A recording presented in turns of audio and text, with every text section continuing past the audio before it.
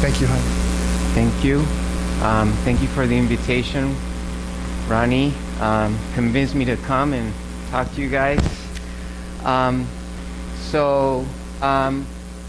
Really this came from just talking to colleagues in our department, and we just kind of compiled a list of cases where genomics was either very helpful or created a lot of problems. And so I think it's good to see both sides of the coin now that we are doing genomes and in the clinic with certain frequency.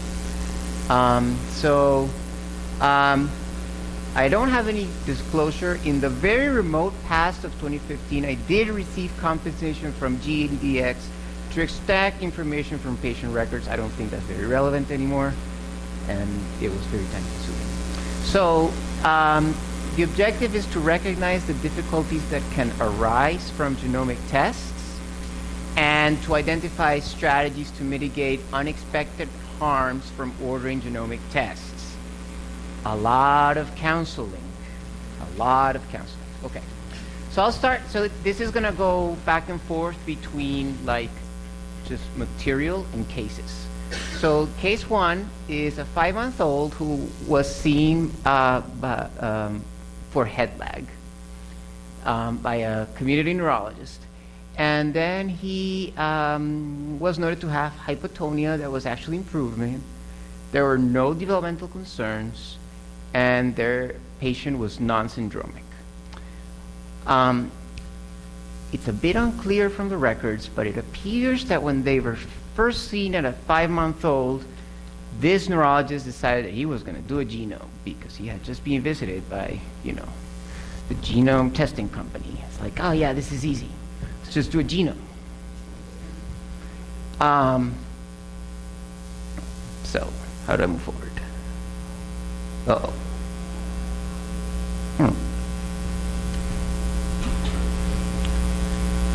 Oh, okay. There's like a warning sign in the computer.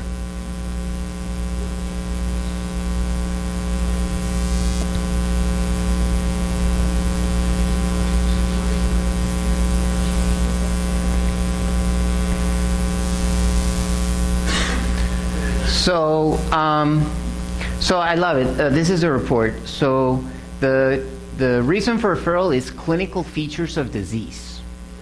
So this is all that the genome testing company has to go with, right? And so they reported a variant of unknown significance in a gene that's associated with mental retardation.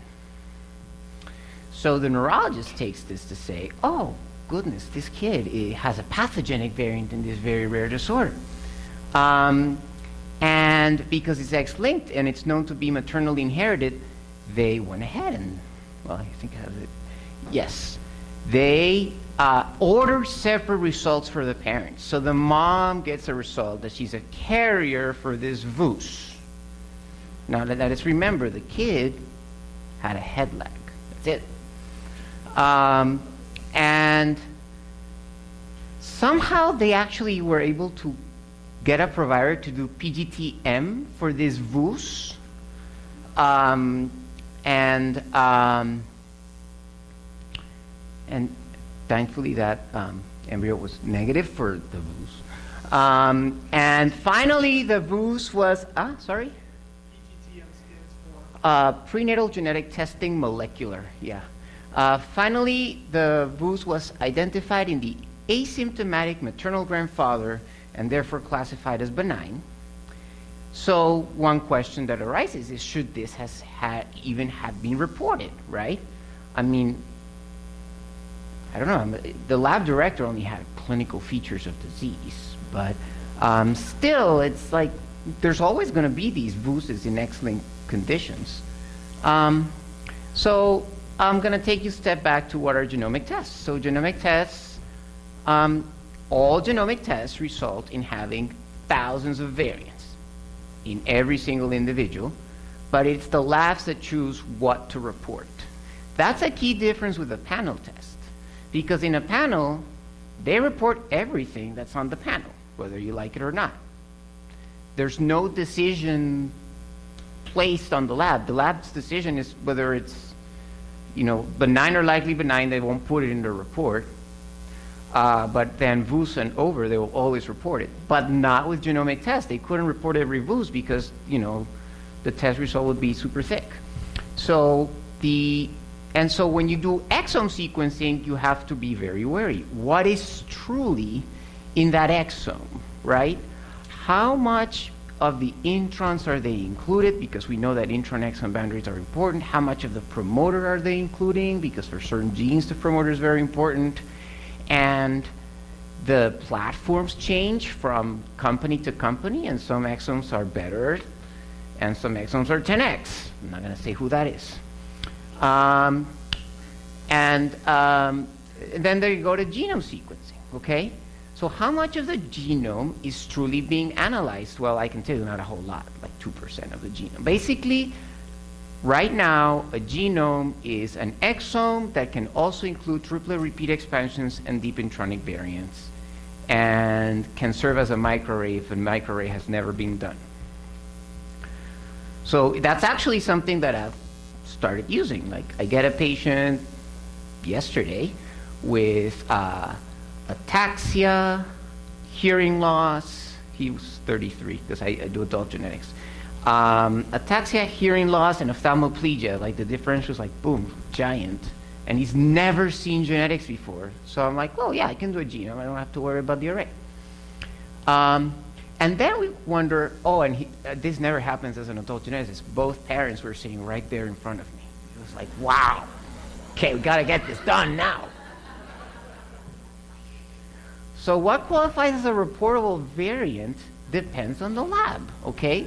Not you, the ordering doctor. So, and then some of the potential perils from genetic testing. So every intervention in medicine, from saying hello onwards, has the potential for harm. You say hello the wrong way, then the patient's kind of mad at you and things go the wrong way. Harm in clinical testing can arise from technical error, which is very, very low, but not zero in genetic tests. So NF1 pseudogenes, PKD1 pseudogenes, some of these things can come into play. And then I actually have some examples of technical error. Variant misclassification, reporting variants that should not be reported. Sometimes I tell the patients, I don't know what they're thinking, but this is benign, okay? Don't worry about it. Unnecessary anxiety, and like we just said in the previous example, unnecessary medical procedures can all stem from a genetic test. So this is another case. So this is an 11-year-old girl with moderate to severe developmental delay, hypotonia, seizures, and strabismus. And this is your classic diagnostic odyssey that began at age 3. They had a negative array, a negative trio exome. They reanalyzed the exome twice. It still came back negative. Of course, they did FMRY repeat test. They're never positive. And they did an IEM screen, and all of that was normal. And each exome reanalysis found 2 variants, but they were basically variants of uncertain significance, and it was non-diagnostic.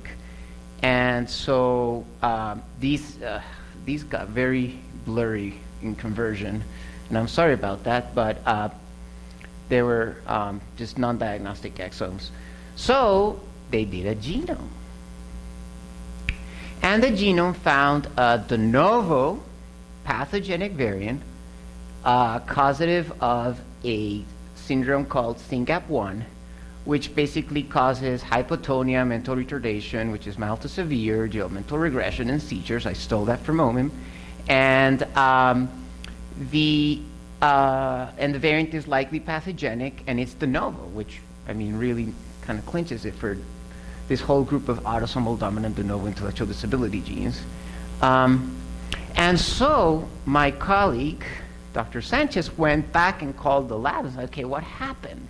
The lab that ran the 3 exomes, well, the exome of the 3 analysis, and they're like, well, the coverage for the coding region could not be reliably assessed because it's close to one of the major histocompatibility complexes of the regions of the genome, so those are very variable between individuals, and it's hard to align them. But when we manually reviewed, yeah, the variant is there, but we just couldn't call it because of coverage issues. So it just got missed. It got missed. Like I explained to patients, sometimes we've got so much information, you have to have a big red flag that says, me, look at me. So, so some of the pitfalls. Exome coverage drops below the acceptable level in a gene of interest. So that's where panels can be advantageous, right? The variant is there, but it was not reported by the lab. Doesn't reach whatever threshold they have for reporting.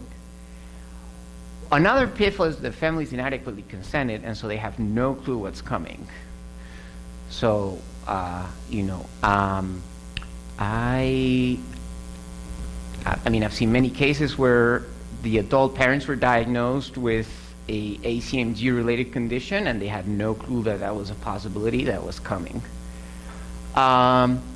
So you really have to be careful about ordering separate reports for unaffected parents in trio-based tests. Labs are now offering an extra list beyond the ACMG list of incidentals. You can have whatever quibbles you have with, or problems you have with the ACMG list of incidentals, but at least someone has put a lot of thought into it.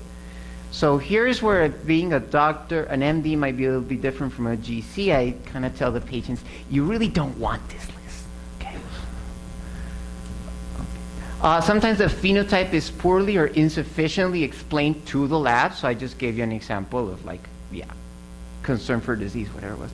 And there's some limitations like pseudogenes, deletions are hard to pick up, repeat expansions, supposedly genome is better at that, I still don't know how much I trust it, non-coding contractions, so I really only know of one, which is FSHD, but you can't pick up FSHD in any genomic test. Methylations defects, we still have to use the older tests because none of the next-gen stuff works for methylation defects. So case 3. So here we have a 10-year-old male with a history of ADHD and autism, mild delays, behavior concerns, especially aggressive, normal hearing and vision was reported. And so they did I think this was actually an exome, and they reported as possibly associated with the phenotype this thing, granulated disorder, which is a cause, and it was a clearly pathogenic variant inherited from the mother, which is a cause of late onset dementia. Why they reported this as possibly associated with the reported phenotype, I have no idea. This is like an adult dementia gene, but there it was. So, and now we know that the mom is going to get dementia, basically. Something that was unexpected. But it also had a nice finding of arrhythmogenic right ventricular cardiomyopathy. That's actually something you can act upon. But I don't know what the relation to the phenotype is from this report. And I actually went in and like, okay, what does GRN do? And it's, well, there's a recessive condition with rapidly progressive visual loss. Guess what? They clearly said that the kid had no visual problems. Retinal dystrophy, seizures, cerebral ataxia, cerebral atrophy. Nothing to do with the phenotype reported. And then the autosomal dominant, which, you know, you can have some behavioral component because of your dementia, starts at 35 to 87. So again, I'm not saying that lab director is an easy job. I would not take it. But this is some of the risks that can come from these genomic tests. Case 4, so we have an 18-month-old girl with hypoglycemia as low as the 20s, in addition to dysphagia, aspiration, gross motor delay, lower extremity, hypotonia, and weakness. And so they did an exome, and okay, well, there's the father has familial hypercholesterolemia, so it's a, you know, it's a good finding, and we really didn't get much else in terms of the cause for her symptoms, but this is very actionable. So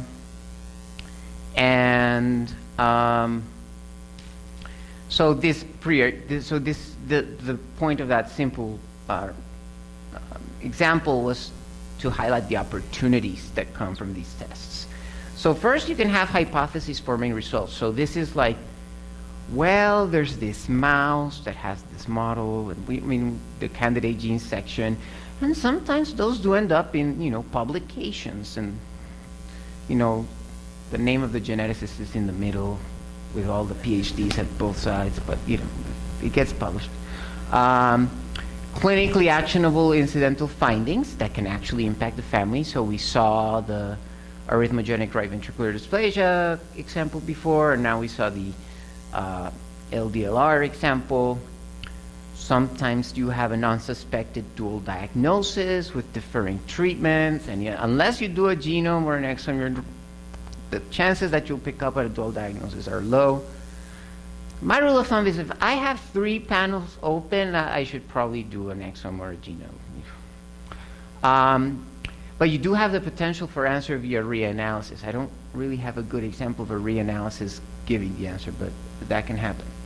Genome has some extra opportunities. It's supposed to be, in the future at least, the all-in-one test. For now, it really does obviate the need for arrays, but it hasn't dealt with methylation and then some of the more rare forms of genetic or of inheritance. I have the hope that in the future we will be able to do something with all that non-coding DNA, and that's kind of what I tell patients. Like I say, right, as of 2022, we don't really have the computing power or knowledge to really analyze all of this information, but maybe the 2025 computer will give us an answer. And so that's what I mean by future pipelines, like whatever new bioinformatics they develop for this. Case 5, so this is a 2-year-old male. He was conceived via IVF. He had refractory epilepsy beginning at 4 weeks, and he was on 2 anti-epileptic drugs. He was on ketogenic diet, vision impairment, severe growth delays, hypotonia, and he was NG tube dependent. And so the exome had like maybe a candidate gene, but otherwise there were no findings. Turns out the exome missed a mosaic intragenic deletion. This is another Dr. Sanchez special, with the breakpoints starting before and after exon 7. So here are the breakpoints from the genome data. Okay, so this is like deep intronic because the breakpoint started before and after the exon. So when they sequenced, it simply looked like exon 7 was homozygous basically, and they didn't really pick up on this. You had to have the deep intronic sequencing that the genome has to notice where the breakpoints began. And so actually the genome was positive. So again, an intragenic deletion can be missed by exome. Some of the mitigation strategies. Consent, consent, consent. Family needs to understand what they're getting into. Must emphasize,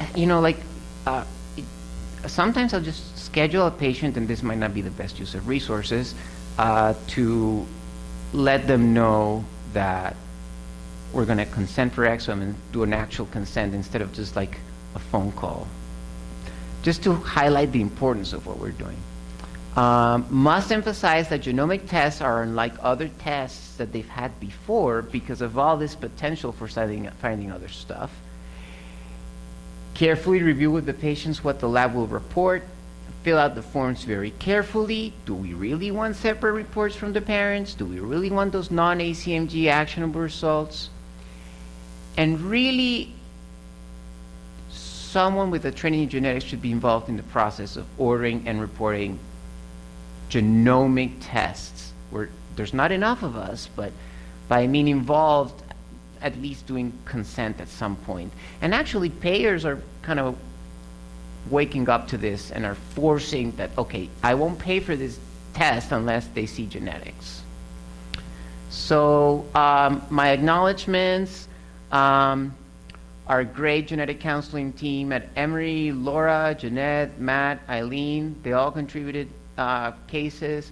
Juanita and Rosana's special cases are always extra difficult. And my wife, Elizabeth, who came up with the title and the whole idea for the presentation. So this is great.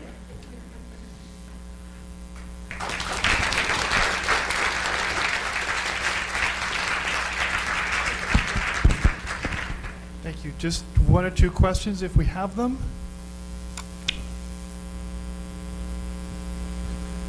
Hi, very nice presentation. I'm a lab director, so Don't envy you.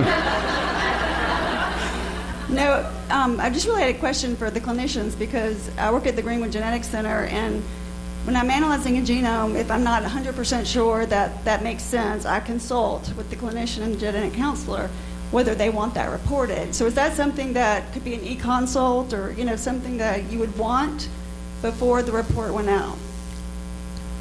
Definitely. I mean, I would love to have that conversation before the report goes out. It's like, do you think this makes any sense for this case?